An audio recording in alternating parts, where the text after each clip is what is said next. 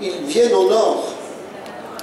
Le nord-sud, ce fut toute une époque, elle continue, mais réfléchissons à quel point nos propres sociétés doivent puiser dans des attitudes et des cultures, peut-être les sources d'une amélioration de notre propre situation.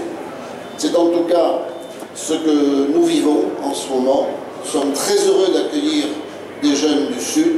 Et je voudrais, Monsieur le Ministre, puisque vous êtes en charge aussi de cette culture francophone, vous dire deux choses, deux anecdotes que j'ai vécues il y a peu de temps. J'ai reçu dans mon département, un ex-élu régional et local, dont nous sommes tous, un groupe de migrants, dont je n'imaginais pas qu'ils puissent être à ce point-là attentifs à notre comportement sur place. Et l'un d'entre eux me dit, maintenant que je connais la campagne française, je vais pouvoir lire Proust plus facilement. Je vous livre ça. Et deuxième anecdote, ça vaut vraiment la peine, tremblement de terre d'Haïti, France Volontaire joue immédiatement un rôle très important dans cette affaire, et arrivant après un voyage complètement bouleversant jusqu'à Port-au-Prince, des jeunes d'Haïti nous attendent très tard le soir, nous étions épuisés, et quand nous arrivons, ces jeunes me disent « on vous a préparé un spectacle ». Et ils nous récitent à l'équipe de France des poèmes d'André Chénier. Qui aujourd'hui dans un collège de l'Aveyron ou de l'Isère connaît encore André Chénier, eux le connaissaient. Voilà, je voudrais vous dire que le Sud nous apporte énormément et que je suis très... Bonjour, donc messieurs les ministres, messieurs les vice-présidents de la région Île-de-France, monsieur l'adjoint au maire de la ville de Paris, monsieur le représentant de l'Agence française de développement, mesdames et messieurs les représentantes et représentants d'ONG. Heureusement qu'il y a des femmes ONG dans la salle, parce que je peux dire femmes une fois, parce que c'est pas vraiment l'attribut qu'il y en a beaucoup. C'est un peu l'habitude dans le secteur des ONG. Je voudrais d'abord remercier et féliciter les organisateurs du salon pour le grand travail qu'ils ont organisé. Organiser ce salon, c'est vraiment une tâche qui se déroule depuis, voilà, entre chaque édition, on prépare déjà celle d'après. Donc ça fait 2 ans de travail pour arriver à ce qui va être, je n'en doute pas, 3 jours de succès. Coordination Sud est membre du comité de pilotage du salon, on soutient le salon depuis sa création, et c'est pour nous extrêmement important que ce salon existe parce que c'est d'abord un moyen pour les ONG de se rencontrer, de rencontrer les autres acteurs de la solidarité internationale, qui soient dans l'humanitaire, qui soient dans le développement, qui soient dans l'éducation à la citoyenneté et à la solidarité internationale. Et quand je dis acteurs, ça peut être effectivement des associations de solidarité internationale, ça peut être aussi des fondations. Il y a aussi les représentants des pouvoirs publics avec lesquels nous entretenons un dialogue. On n'est pas toujours d'accord, donc un dialogue qui est parfois un peu difficile, mais nous entretenons en tout cas un dialogue et nous nous félicitons beaucoup de ce dialogue et de ces instances de concertation. Je voulais aussi rappeler que ce salon, c'est aussi une occasion de rencontrer le grand public, et notamment tous les jeunes qui souhaitent s'engager dans la solidarité internationale. Coordination Sud, nous avons sur notre site internet une page qui est connue de beaucoup de monde, c'est la page offre d'emploi. Vous cherchez un emploi dans le secteur, vous venez sur notre site internet.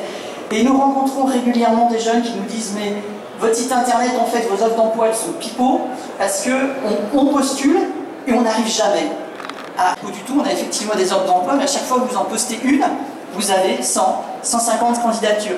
C'est vraiment un secteur extrêmement dynamique qui adhère beaucoup de jeunes et qui donne envie à beaucoup de jeunes de s'engager pour s'engager dans la solidarité. Le mot salon des solidarités est pour nous extrêmement important. La solidarité, ça n'a pas de frontières. La solidarité, c'est ici, c'est là-bas, c'est le sud vers le nord, c'est le nord vers le sud, c'est entre le nord, c'est entre le sud et le nord. Et on ne sait même plus aujourd'hui qu'est-ce qui est vraiment sud et qu'est-ce qui est vraiment nord.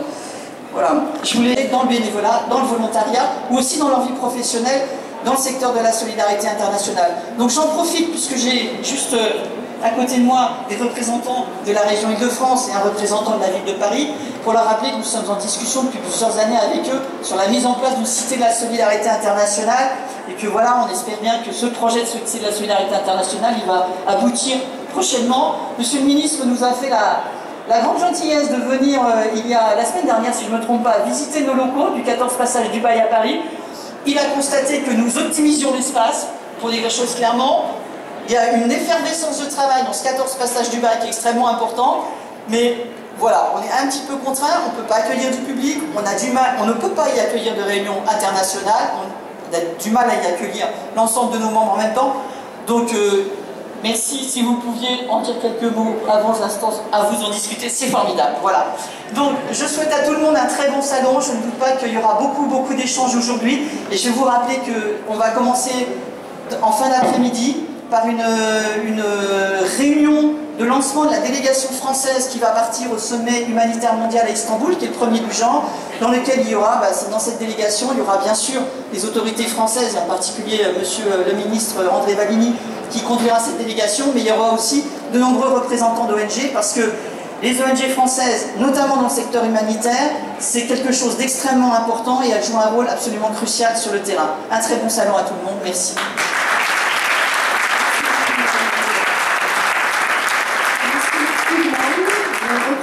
En dehors d'elle-même, en dehors de nos frontières, très au-delà, que reste-t-il de notre ville? La solidarité, c'est le devoir, peut-être même, à certains égards, la raison d'être de notre ville.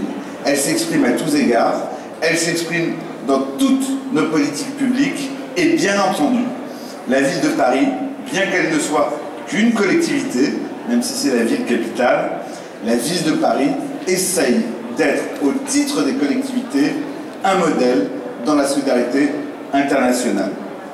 Qu'est-ce que cela veut dire, être un modèle dans la solidarité internationale?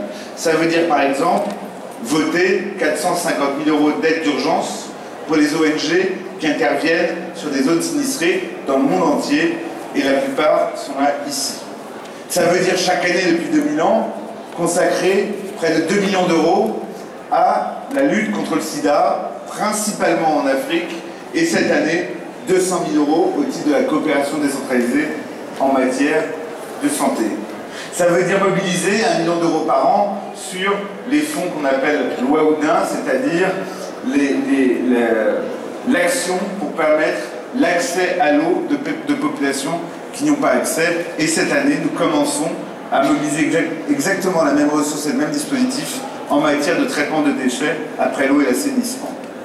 La ville de Paris essaye donc de tenir son rôle malgré la situation financière, malgré la situation de crise, parce que sinon, c'est tout un modèle de société qui s'effrite.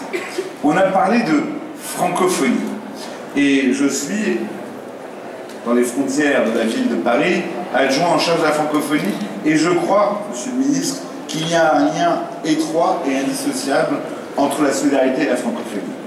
Et j'en veux pour preuve le mot même de solidarité, qui bien sûr existe dans de nombreuses langues.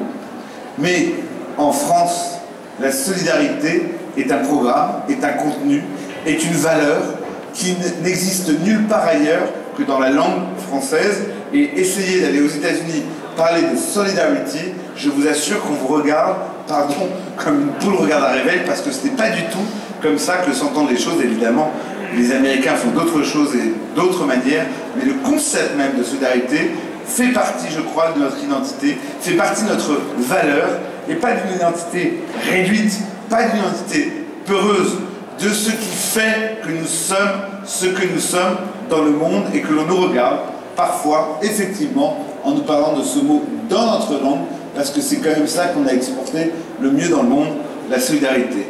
Donc je suis